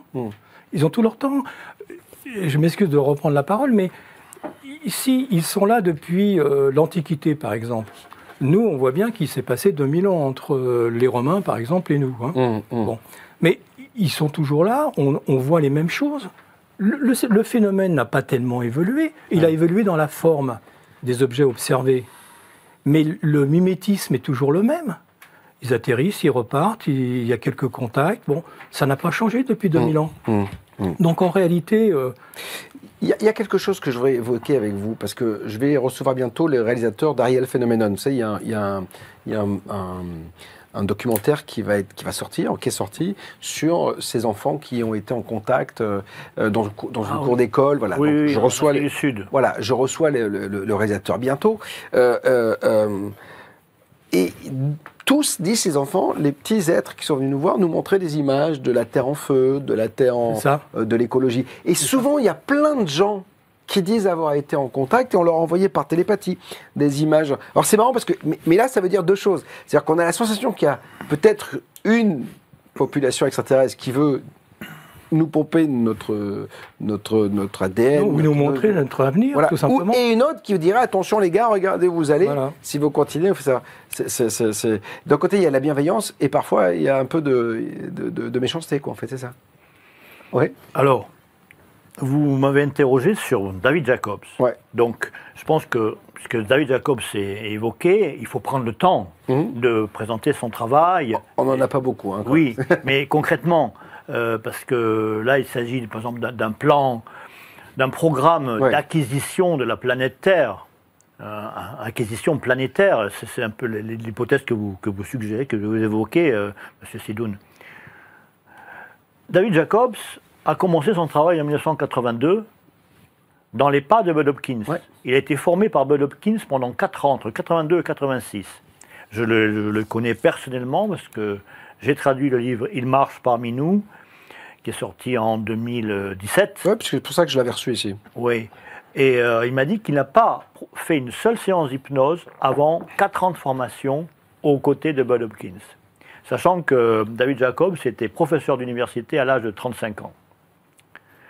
Donc, une tête. Quand on a brillant à ce point, on n'a pas envie de revenir à l'école, a priori. Bien sûr. Si, lui a eu l'honnêteté, la modestie de dire les techniques d'hypnose pour les abductions. Il faut que je les comprenne pour pouvoir. Ça s'apprend, c'est pas en 3 mois de formation accélérée. Oui, bien sûr.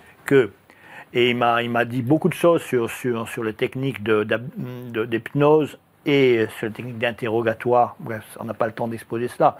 Mais il a écrit lui-même plusieurs livres. Secret Life, qui a été traduit à l'initiative de Jimmy Dieu. Il a écrit The Threat, qui n'a jamais été publié. Et là, j'étais en train de relire Il marche parmi nous. Et il parle beaucoup de The Threat, la menace, qui a été publiée en 1996, en même temps que Witness de Bud Hopkins.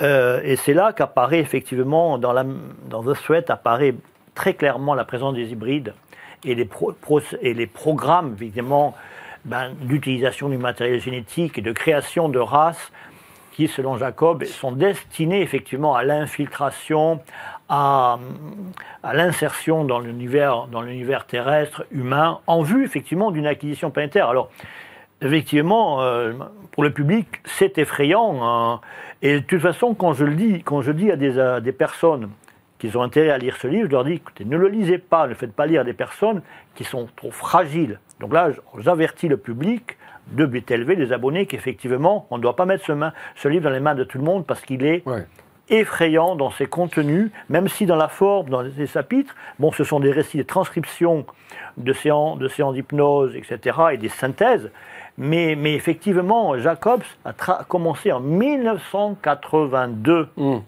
Il est le dépositaire des archives de Bud Hopkins. Si Bud Hopkins considérait que Jacobs était un fantaisiste, il est mort en 2011. Donc, ils ont travaillé ensemble depuis 1982, c'est-à-dire 30 ans.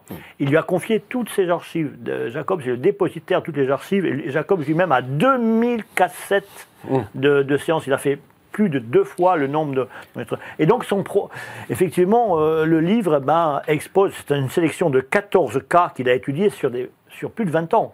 Parce que je lui ai dit, je termine, je sais que vous n'avez pas beaucoup de temps, je lui ai dit, mais David, comment se fait-il que ce soit que vous qui expose l'hypothèse, effectivement, d'une infiltration planétaire et d'un programme d'acquisition planétaire par des extraterrestres utilisant des hybrides et utilisant les abductés qui vont former des hybrides sur Terre, alors que d'autres chercheurs n'ont pas formé cette conclusion.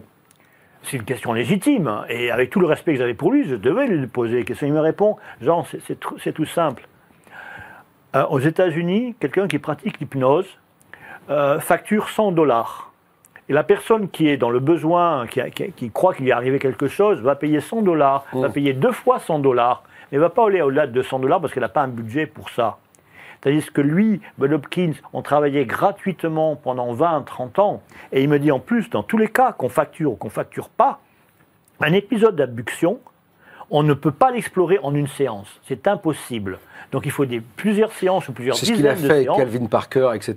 Donc c'est-à-dire qu'en fait, il y a eu plusieurs séances d'hypnose. Plusieurs séances d'hypnose, mais en plus, une personne qui a enlevé, selon Bud Hopkins, qui a mis ça à jour, David Jacobs et John Mack l'a confirmé aussi, une personne n'est jamais enlevée une fois. Les abductions commencent dans l'enfance. Excusez-moi, les auditeurs qui ne connaissent pas ce sujet, c'est un sujet très grave et angoissant. Il peut être plusieurs fois dans la vie même. Plusieurs fois dans la vie, ça commence très souvent l'enfance. Pourquoi ? Parce que précisément, ils étudient aussi le matériel génétique depuis l'enfance. C'est ce que me disait Géraldine Orozco la dernière fois quand j'ai fait son interview, c'est qu'elle a pris conscience, sa première abduction, elle pensait que c'était à 18 ans et en fait elle se fait hypnotiser, elle s'aperçoit que c'était...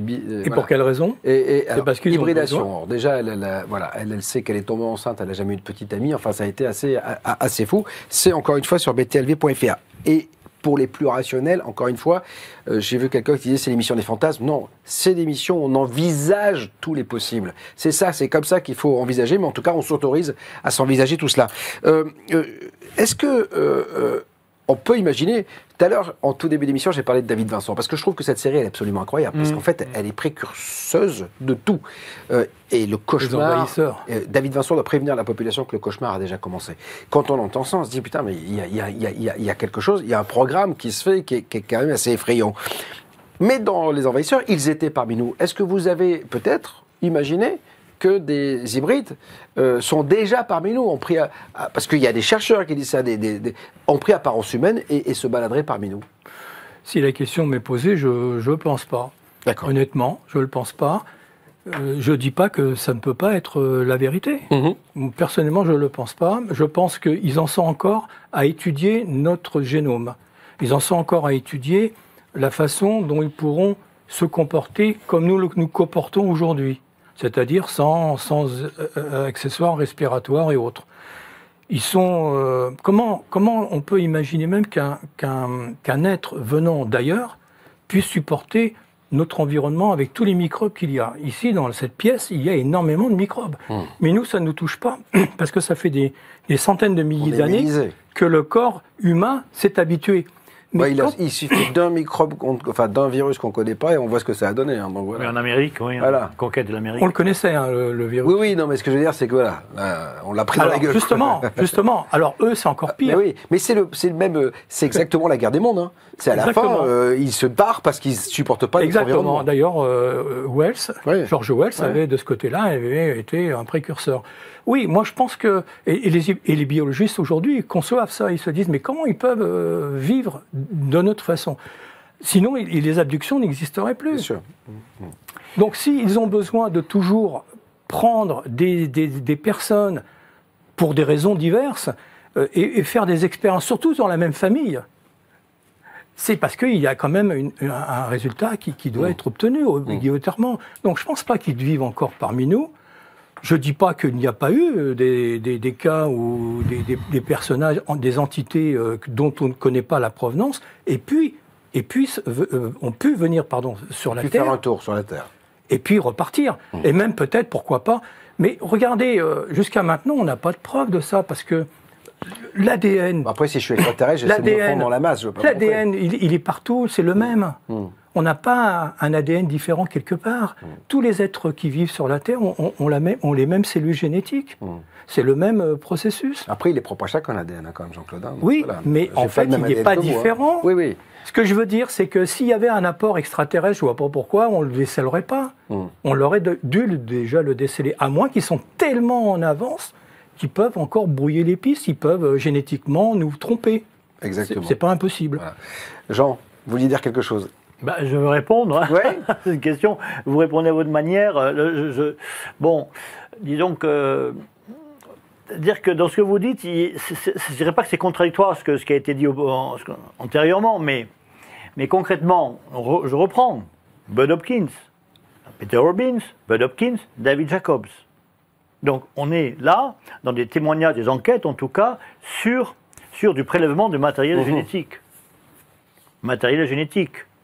La procédure la plus courante, ce sont des fœtus, des embryons qui sont implantés sur une femme féconde, et les embryons deviennent des fœtus au bout de 8 à 9 semaines, ils sont retirés. Donc soyons concrets, ces questions-là, parce qu'il y a des abductions, ce qui ressort des témoignages physiques, matériels, médicaux et des enquêtes par les scientifiques, des témoignages, ce sont des procédures de prélèvement de matériel génétique, prélèvement d'ovules, prélèvement de matériel génétique de semences masculines. Donc tous ces matériels génétiques de cellules sexuelles sont destinés à de l'hybridation, c'est-à-dire à des destinations de matériel de création, d'évolution d'espèces. Donc la question de l'hybridation est implicite et inhérente aux abductions. Oui, mais si on est d'accord, la question que je posais à Jean-Claude, c'est savoir est-ce que vous pensez qu'il y en a déjà sur Terre. J'ai bien compris. Mais dans ces conditions, on a le témoignage de 1961, Betty et Barney Hill, on a le village Boas, qui est 57 au Brésil. On parle de civilisations de haute technologie, qui ont les moyens peut-être de voyager éventuellement d'autres parties de la galaxie, qui sont hautement développées, toute technologie. Donc technologie de connaissance du cosmos, des technologies spatiales, etc. Ils ont également des technologies de biologie. Et donc de génétique. Si nous avons des dizaines d'années d'enlèvement, de prélèvement de matériel, nous pouvons on déduit logiquement, c'est ce qui ressort des travaux de Bud Hopkins et de Jacobs, que des hybridations ont été pratiquées à longue échelle, et on travaille sur des générations, c'est-à-dire une personne est enlevée depuis l'enfance, mais ses enfants seront enlevés. Ils travaillent sur des lignées génétiques. C'est-à-dire le génome de Jean-Claude, c'est pas le génome de Bob, et il reste sur cette ligne pour leurs opérations, l'hybridation. Tout est méthodique, tout est extrêmement scientifique. Quel est le but? Non, mais avant d'avoir le but, d'abord concrètement, c'est ce qui ressort d'abord du travail le travail de Jacobs. C'est un livre qu'il faut lire parce que les contenus sont terribles. Mais dans tous les cas, ce travail a été fait depuis des dizaines d'années, et les hybrides ont très certainement évolué au point que, effectivement, ils pourraient être parmi nous. C'est ce qui apparaît dans le livre. Ils marchent parmi nous. Des hybrides qui ont non seulement l'apparence humaine totale, alors qu'ils ont aussi un gène extraterrestre, mais par ailleurs, surtout ce qui est plus important, qui sont formés par toutes sortes de manières qui apparaissent dans le livre, ils marchent parmi nous, pour interagir comme un Français moyen, comme un Russe, comme un Américain. On se souvient que dans Les Envahisseurs, et je trouve que cette série est absolument incroyable, il y a accouplement même d'ailleurs, il y a une continuité dans l'hybridation, parce que les extraterrestres d'apparence humaine se marient et fécondent des femmes. Il y a des relations sexuelles qui sont faites dans cette... Mais c'est une fiction quand même. Hein. Bien évidemment. Mais enfin, il y a beaucoup de choses quand même dans cette fiction où on a la sensation qu'il y avait beaucoup de choses... C'est ça depuis les années 40. Oui. Je veux dire, il n'y a rien d'extraordinaire. Bon, moi je pense... Moi j'écoute, mais moi je voudrais bien avoir les preuves de tout ça. Parce qu'il n'y a pas de preuves. Oui, mais si on avait des preuves, Jean-Claude, on ne serait pas ici en train d'en parler. Je suis d'accord. Le problème, c'est que BTLV n'existerait pas. Mais on n'a pas de... On est juste sur des suppositions, c'est ce que je disais. On est là pour envisager les choses. On n'a aucune certitude. Non, bien évidemment. Il n'y a pas de certitude à ce niveau-là. On ne peut pas dire. Il y a des hypothèses. Oui, bon, on a le droit de formuler des hypothèses. C'est pas interdit. Au contraire, plus on formule, comme disait Jésus-Christ, c'est de la discussion jaillit la lumière. Ouais. Donc pourquoi pas? Moi, je suis ouvert à toutes les hypothèses. À partir du moment où ça sont des hypothèses. Après, quand vous discutez avec un scientifique, il dit ok, les hypothèses c'est parfait, mais moi j'ai pas besoin d'hypothèses. Moi j'ai besoin de faits. Moi, demain, si je veux résoudre le problème du Covid-19, il me faut des faits. Il me faut de quoi réaliser un vaccin pour pouvoir soigner les gens. Il veut des faits. Alors, on peut dire oui, on va trouver ceci, on va trouver cela, on n'est qu'à faire ceci, on n'est qu'à faire cela. Alors, moi, je suis assez d'accord. Hein. Je suis pro-science, etc. Mais n'oublions pas que la science s'est trompée plein de fois donc, dans l'histoire de l'humanité. Souvent. Donc, on peut imaginer qu'aujourd'hui... C'est le propre même du scientifique. Elle a aujourd'hui un regard et peut-être que dans 10 ans, on en aura un autre. La France du XVIIe siècle n'a rien à voir avec la France du XXe siècle. Exactement. Bon, voilà. À l'époque, on disait que les météorites... Il n'y avait pas de pierre dans le ciel parce qu'on ne connaissait pas les météorites. Alors, les paysans qui voyaient tomber une pierre du ciel, en disant, elle est tombée du ciel, on leur disait, mais attendez, il n'y a pas de pierre dans le ciel, vous êtes complètement... Bon. Voilà, donc la science a constamment évolué. On arrive au terme de cette émission. Je voudrais qu'on fasse un point sur les réseaux pour savoir ce qui a été dit, quel est le sentiment général de l'émission. On aurait pu en parler des heures et des heures de tout cela, mais je pense que c'est un sujet qui va nous réunir à nouveau parce qu'il y a beaucoup de choses à dire. C'est passionnant. Alors, Bob, tu t'en doutes, tout le monde pense qu'ils sont parmi nous. Par exemple, on a un petit message, une petite blague. Mais qu'est-ce qu'ils veulent comme preuve, les gens, à la fin, qu'un extraterrestre vienne dans leur lit ce soir? Bon, voilà, c'est les petites boutades qui se sont envoyées tout au long de l'émission. Ils sont beaucoup pensé, est-ce que l'extraterrestre ne serait pas vraiment humain ou est-ce que finalement il serait... Enfin, quelle forme il prendrait vraiment? C'est souvent ça le débat. Après, il y en a qui ont ironisé sur ce qu'ils pouvaient manger, etc. En tout cas, ce qui est sûr, c'est qu'ils sont tous d'accord sur un point, c'est qu'ils sont parmi nous et que si le Pentagone en parle de plus en plus, ce n'est pas pour rien. Bon, écoutez, en tout cas, c'est ainsi qu'on va clôturer cette émission qui a été passionnante et animée parce que même si vous n'étiez pas d'accord, et j'aime beaucoup quand les gens ne sont pas d'accord, parce que ça alimente... Sur certains points, je pense. Mais c'est vachement bien parce qu'il y a un point qui nous ramène et puis c'est bien... est intéressante. Mais Moi, je dis que la contradiction nourrit l'ufologie. Exact. Et d'ailleurs, on devrait en avoir plus souvent. Mais les gens ne veulent pas discuter. Ils pensent que tout le monde pense qu'ils ont raison. Mais non, parce qu'en fait, c'est pour ça que je refuse souvent les débats sur BTLV, c'est que souvent ça crie. C'est celui qui veut avoir le dernier mot. Et on peut avoir raison sur un certain point. Exactement. Et personne n'a la science. Je peux évoquer un dernier point très rapidement, Monsieur Sidoun, Bob, un point qui n'a pas été évoqué et qui est lié à la présence extraterrestre. La question, y a-t-il une présence extraterrestre sur Terre? Parmi nous? Oui, parmi nous. Bon, effectivement, le dossier abduction est central, je suis tout à fait d'accord. La question de l'hybridation, par exemple, d'hybrides extraterrestres cachés, dissimulés, c'est une question terrible, effrayante, et sérieuse, qui n'est pas ridicule, contrairement à ce que beaucoup de gens pensent. Et donc, bravo, Bob, d'avoir eu le courage de poser ces questions graves. Mais un dernier point, qui ferait le sujet d'une autre émotion, mais vous avez un joli lapsus, c'est une autre émotion. Une autre émotion, une autre émission. On parle des contactés. Alors les contactés, c'est très mal vu souvent par une certaine partie de l'ufologie. On parle Georges Adamski, ça c'est un fake, c'est un imposteur. Et ce sont des vérités toutes faites. Les dossiers de contactés sont des dossiers qu'on doit prendre au sérieux, même si on peut formuler des opinions positives ou négatives. Il y a quantité de cas. Si le cas de Adamski est un imposteur, c'est possible, mais il y a aussi d'autres cas. Howard Menger, on peut ne pas l'apprécier ou autre, mais Van Tassel, Daniel Fry... Van Tassel, assez controversé aux États-Unis. Ils sont tous controversés. Robert... etc. Aujourd'hui, on a Robert Lortal en France, qui est un dossier très spécial, etc.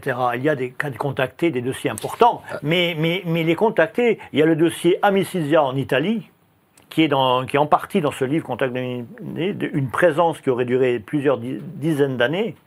Donc là, on s'agit de présences qui ne sont pas liées aux pratiques d'abduction. Donc c'est un autre type de présence. Le phénomène est certainement pluriforme, polymorphe. Peut-être qu'on fera une émission justement sur les contactés, sur les cas, parce qu'on l'a jamais fait. On a reçu ici des témoins français d'ailleurs d'abduction qui avaient des témoignages bouleversants. On fera peut-être une émission effectivement sur les contactés. Je voudrais vous remercier messieurs d'avoir été avec nous. Je rappelle Jean-Claude Sidoun, la collection Encyclopédie mondiale du phénomène OVNI. Il y a 2 tomes pour l'instant, il y en a un 3e qui va arriver. Robert Topinotti, c'est dans la collection Flying Disc France Contact OVNI en Italie. Tous les livres de la collection Flying Disc France, vous les retrouvez dans l'onglet librairie sur btlv.fr. Et puis je rappelle aussi celui-là, Jean-Claude Tillune, OVNI, guerre secrète. Qui sont-ils? D'où viennent-ils? Que veulent-ils? Très joli ouvrage dans la collection Enigma. Merci messieurs d'avoir été avec nous. Bon retour chez vous. Merci à Thomas d'avoir été le relais entre les abonnés, ceux qui ne le sont pas et qui devraient le devenir et qui ont réagi. Donc d'ailleurs on rappelle que vous pouvez vous abonner et que vous avez 6 mois gratuits tous les ans si vous vous abonnez maintenant. Et puis merci à Mathis à la réalisation et à tous ceux qui sont derrière que vous ne voyez pas et qui m'ont aidé à préparer cette émission. Salut. OVNI, phénomènes paranormaux, sociétés secrètes, Big Brother, mystère des pyramides. En exclusivité sur le web, Bob vous dit toute la vérité. Celle de ses invités.